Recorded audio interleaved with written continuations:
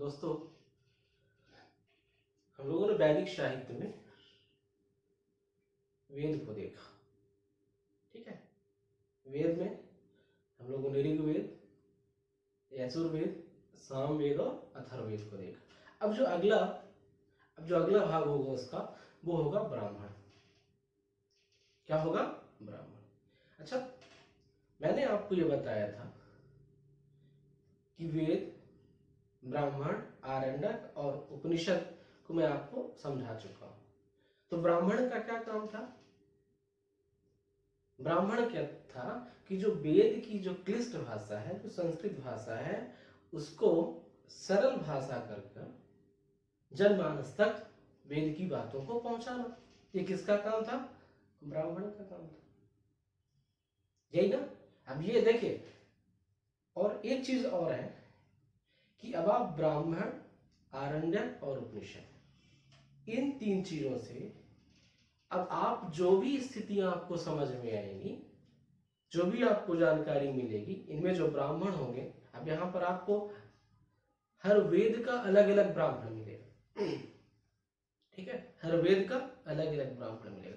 और यहां से आपको अब जो इंफॉर्मेशन होगी वो सब की सब कहां की होगी?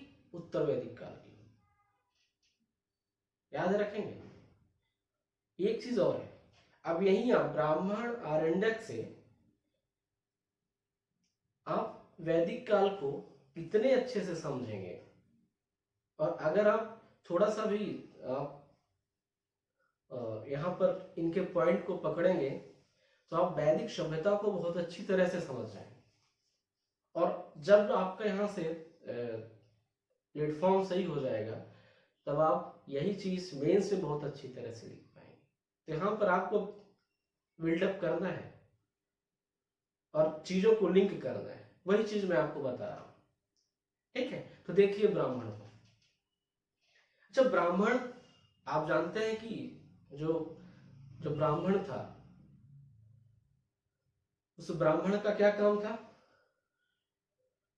कर्मकांड से रिलेटेड था, यज्ञ, हवन, है ना, ये सब चीजें थी।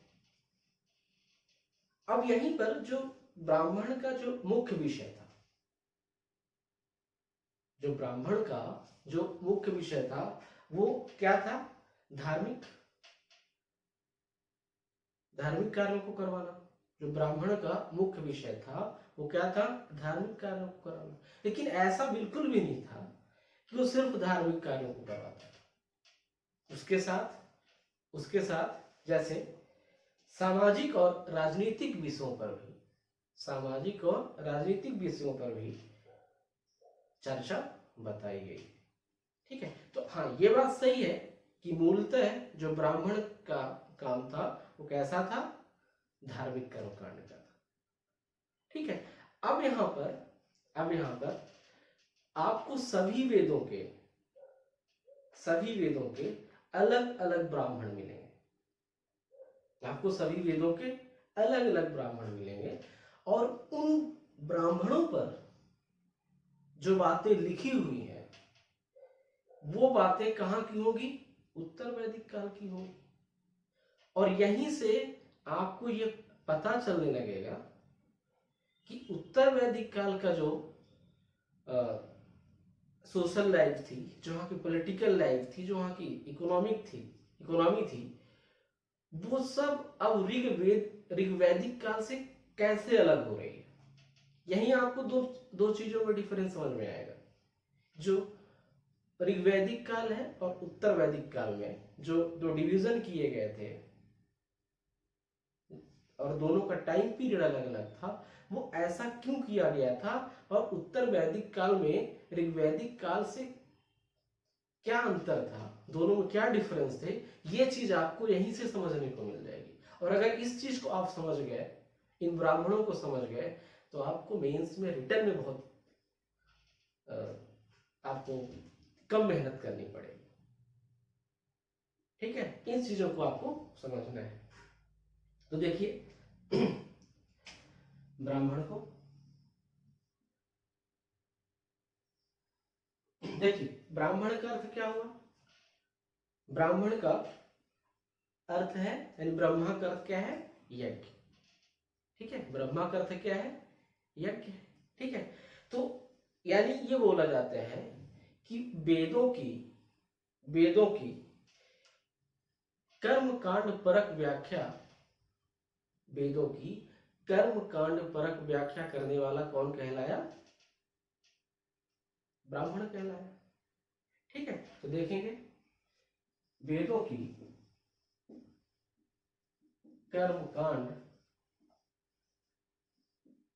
परक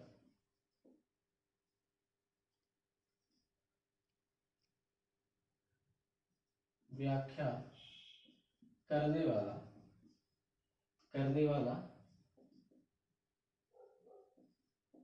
ब्राह्मण कहलाया। ठीक है, तो जो कर्म कांड परक व्याख्या करेगा वो कौन कहलाया? ब्राह्मण कहलाया। ठीक है, अब देखिए इसका जो विषय वस्तु देखिए, विषय वस्तु देखिए, मूलतः धार्मिक, मूलतः क्या था? धार्मिक था, लेकिन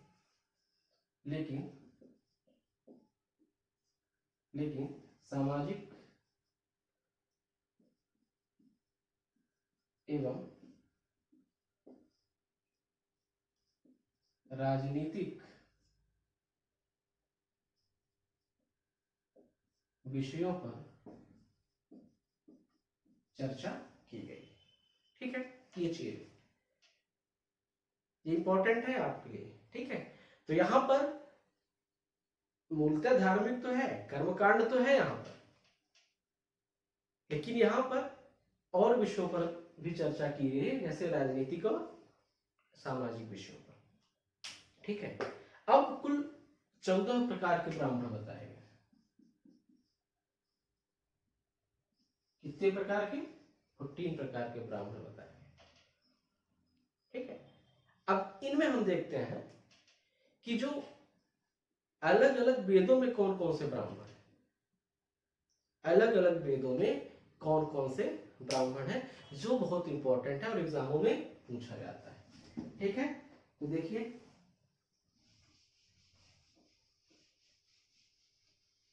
इसको, जैसे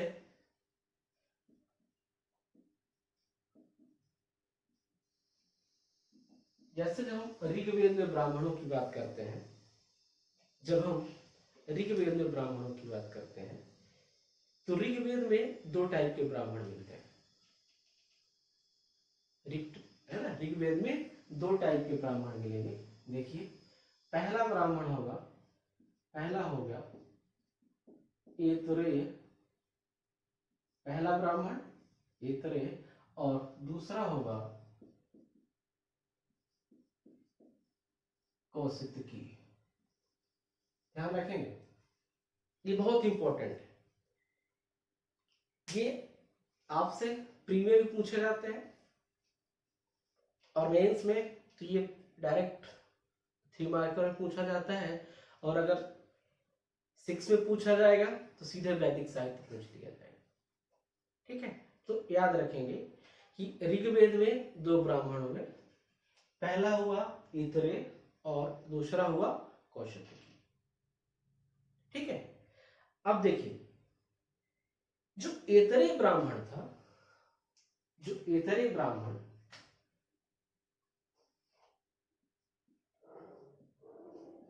इसको नहीं पढ़ा जाता, इसको पढ़ा नहीं जा सका, है ना। तो कौशिकी के बारे में आपको जानकारी नहीं दी जाएगी, कौशिकी ब्राह्मण में क्या था ये जानकारी आपको नहीं मिल पाएगी। ठीक है, इसकी जानकारी नहीं। अब यहां पर आपको देखना है कि एतरे ब्राह्मण में क्या था, एतरे ब्राह्मण में क्या क्या है। एतरे ब्राह्मण में राजत्व का सिद्धांत दिया गया। एतरे ब्राह्मण में राजत्व का सिद्धांत दिया गया। देखिए यहीं से, यही चीज मैं आपको बोल रहा था कि अगर इस बात को आप समझेंगे तो यहां से आप चीजों को मेंस में बहुत अच्छा डिलीवर कर पाएंगे। और ये चीज, ये जो इतने ब्राह्मण है, जो राजतत्व के सिद्धांत है, यही चीज जब आप मेंस में रिटर्न करेंगे तो वहां पर अगर चाहे वो सामाजिक दशा हो, चाहे राजनीतिक दशा, जिस भी स्थिति में आप इन चीजों को लिखेंगे, और वहां अगर आप ऐसा लिखते हैं कि उस समाज में ऐसी व्यवस्था थी जिसका उल्लेख इतरे ब्राह्मण में है, या जिस किसी भी ब्राह्मण में आपको बताया जाएगा, तो आपका जो उत्तर होगा, जो आपका आंसर होगा, वो जरूर अच्छा माना जाएगा। ठीक है, तो यहीं से आपको ये चीजें लेके चलना है। ठीक है, अब यहां पर जो इतरे ब्राह्मण था, इसमें क्या बोला गया? इसमें ये बोला गया, यहां पर राजत्व का सिद्धांत दिया गया। किसका सिद्धांत दिया गया? राजत्व का सिद्धांत दिया। ठीक है, यहां पर राज्यों की जानकारी दी गई।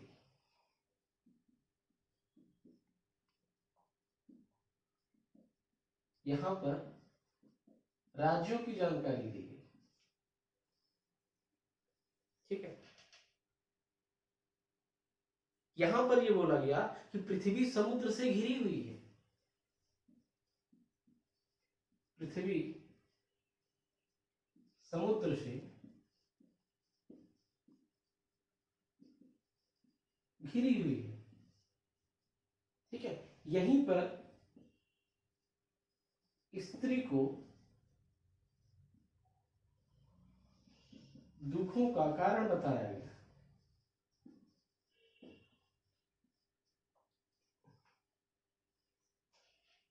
ठीक है, अब आप सोच रहे होंगे कि जब हम ऋग्वेद पढ़ रहे थे तो ऐसी स्थिति तो मुझे देखने को नहीं मिली, ऐसा समाज, ये सब चीजें तो मुझे देखने को नहीं मिली थी। ये अचानक कहां से ऐसा समाज आ गया? ये वही समाज आ रहा है जिसको आप उत्तर वैदिक काल में पढ़ेंगे। यही डिफरेंस रहेंगे वहां। इसीलिए उसको दो भागों में डिवाइड किया गया है। आप ऋग्वैदिक काल की सोसाइटी समाज को देखेंगे और उत्तर वैदिक काल की आप सोसाइटी को देखेंगे तो आपको बहुत बड़ा अंतर समझ में आएगा।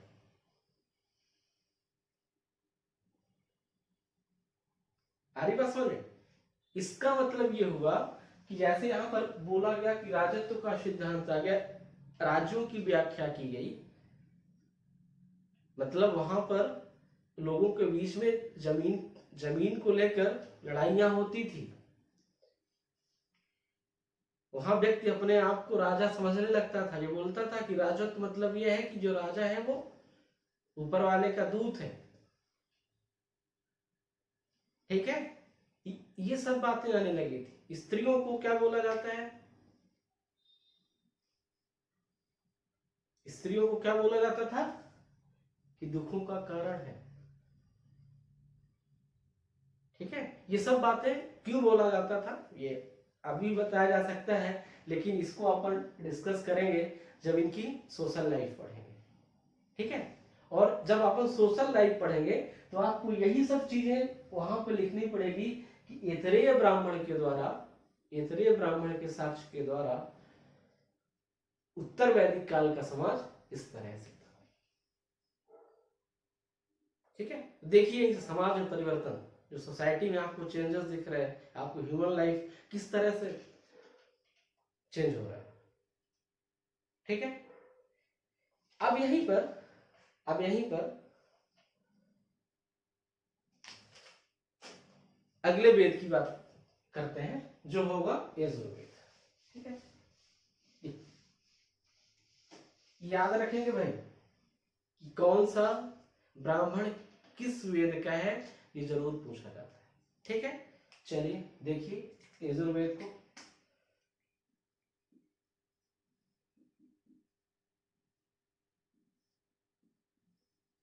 देखिए यजुर्वेद में आपको दो पक्ष मिले थे।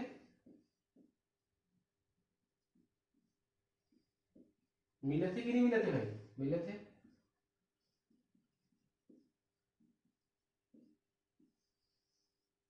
ठीक है, दो पक्ष मिले, एक मिला था आपको शुक्ल और एक आपको मिला था कृष्ण पक्ष। ठीक है, तो जो आपका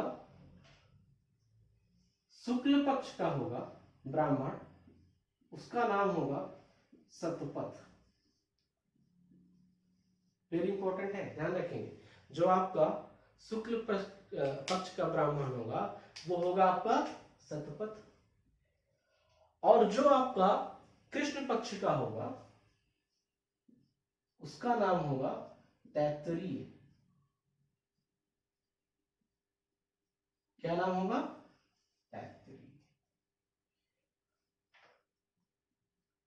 यही जो आपको ब्राह्मण यहां पर अभी मिल रहे हैं, यही सेम कहां मिलेंगे आपको?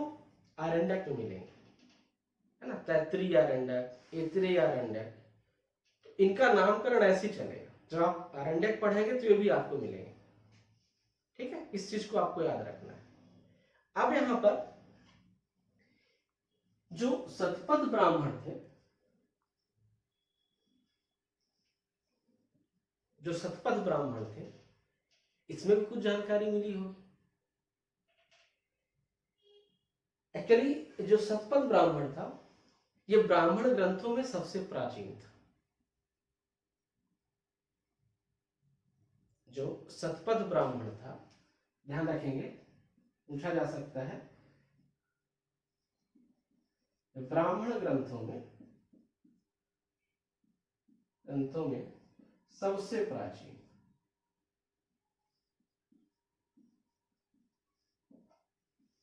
ठीक है, ब्राह्मण ग्रंथों में सबसे प्राचीन और बड़ा भी था, प्राचीन एवं विशाल।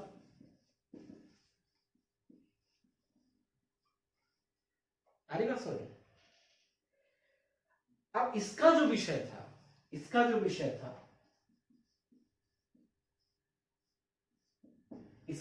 था? धर्म, दर्शन।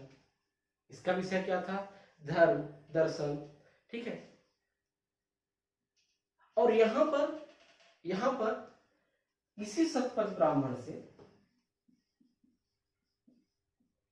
आर्यों के, इसी शतपथ ब्राह्मण से आर्यों के विस्तार का चित्रण किया गया है। इसी शतपथ ब्राह्मण में आर्यों के विस्तार का चित्रण या विस्तार या प्रसार का चित्रण किया गया है। आर्य कुछ बात समझ में? देखिए, मतलब ये बताया गया है कि आर्य भी कहां तक जा रहे हैं, कैसे उनका एरिया का, उनको फैलाव कहां तक था उनका, किस तरह से वो उस एरिया में स्प्रेड थे, फैले हुए थे। ये चीज कहां से पता चल रही? हमें शतपथ ब्राह्मण से पता चल रही। अब इसी शतपथ ब्राह्मण में ये बोला गया है कि जो पृथ्वी है वो आग से जल रही है।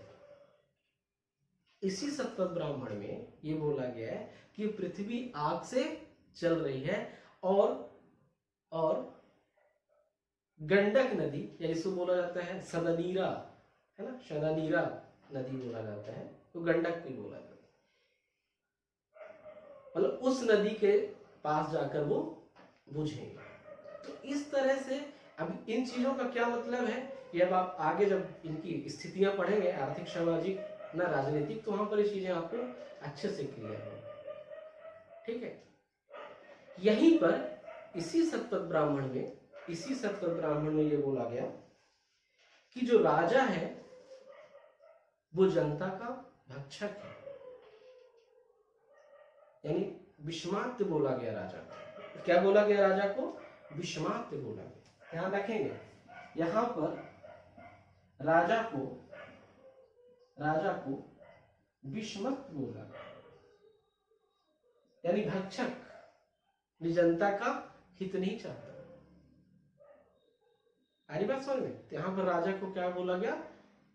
विषमात्य बोला गया, यानी भक्षक बोला गया। अच्छा, ये बताइए आप कि क्यों बोला जा रहा है, यहाँ पर क्यों बोला जा कि यहाँ पर क्यों बोला जा रहा है कि जो राजा होगा वो भक्षक होगा जनता, कुछ तो रीजन होगा। मतलब इसका मतलब ये है कि जो आपका आगे आने वाला समय है, जो आगे आने वाला समय है, उसकी जो सामाजिक व्यवस्था होगी वो किस तरह से होगी कि जो राजा है और राजा और प्रजा के बीच में यही स्थिति देखने को मिलेगी। ये सब चीजें कहाँ लिखी हुई है, कहाँ से मिल रही है आपको? सतसत ब्राह्मण से, यानी ब्राह्मण ग्रंथों से। बात कहाँ की सब है, कहाँ की? उत्तर वैदिक काल की, यानी आने वाले समय की कल्पना यहां से आपको मिल रही है, यहां से जानकारी आपको मिल रही है। ठीक है, ये चीज क्लियर है। और यहीं पर कृषि के साक्ष्य मिले, यहीं पर आपको कृषि के साक्ष्य मिले, कृषि के साक्ष्य मिले। क्या मिले? कृषि के साक्ष्य मिले। ठीक है, और यहीं पर कर्मकांडों का महत्व बढ़ता है। अब देखिए कर्मकांडों का महत्व क्यों बढ़ रहा है,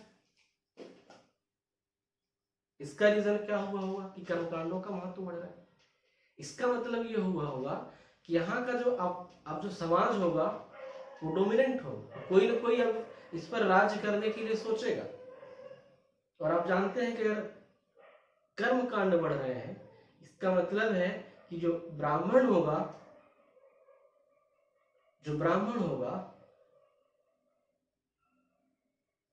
उसका वो अपने आप को प्रसारित कर रहा होगा, वो अपने आप को प्रभावशाली बना रहा होगा। तभी तो भाई अगर कर्म कांड का महत्व बढ़ रहा है, इसका मतलब है कि ब्राह्मण अपने आप को प्रसार कर रहा होगा, अपने आप को अच्छा और समाज में अच्छा दिखाने का काम कर रहा होगा। तभी तो इस तरह की समाज की कल्पना हो रही है। ठीक है, तो इस तरह से ये आपका जो ब्राह्मण था, और ब्राह्मण में जो आपके हर वेद से संबंधित है, इनसे ये जानकारी मिली। ठीक है, अब यहीं पर जो आपको तैतरी है, तैतरी से ज्यादा कुछ वो जानकारी नहीं है। यहाँ पर विवाह को अनिवार्य बताया गया है, विवाह को अनिवार्य बताया गया है, और 3 टाइप के ऋण की बात की गई है ना, ऋषि ऋण है ना, पिता ऋण, इस टाइप की बातें की गई हैं। विशेष ऐसी कुछ बातें तैतृय ब्राह्मण में नहीं की गई। क्लियर है ये बात? अब यहीं पर जो सामवेद है, यहीं पर जो सामवेद है, सामवेद को देखिए, इसमें कौन कौन से ब्राह्मण होंगे?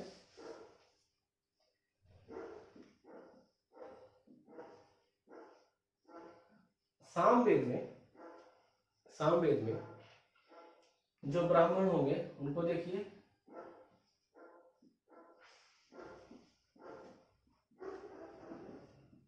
पंचविश,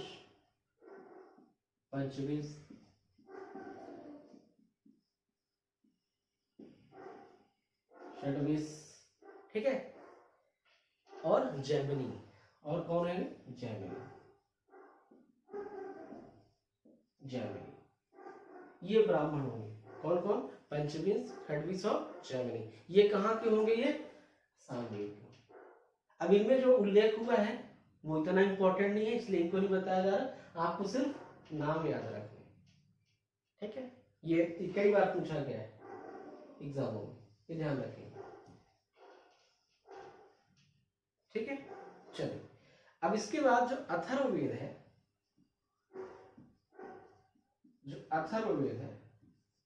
इसका जो ब्राह्मण होगा वो एक है, और उसका नाम है गोपद। उसका क्या नाम है? गोपद। ठीक है, इस तरह से आपने ब्राह्मण को देखा। ठीक है, और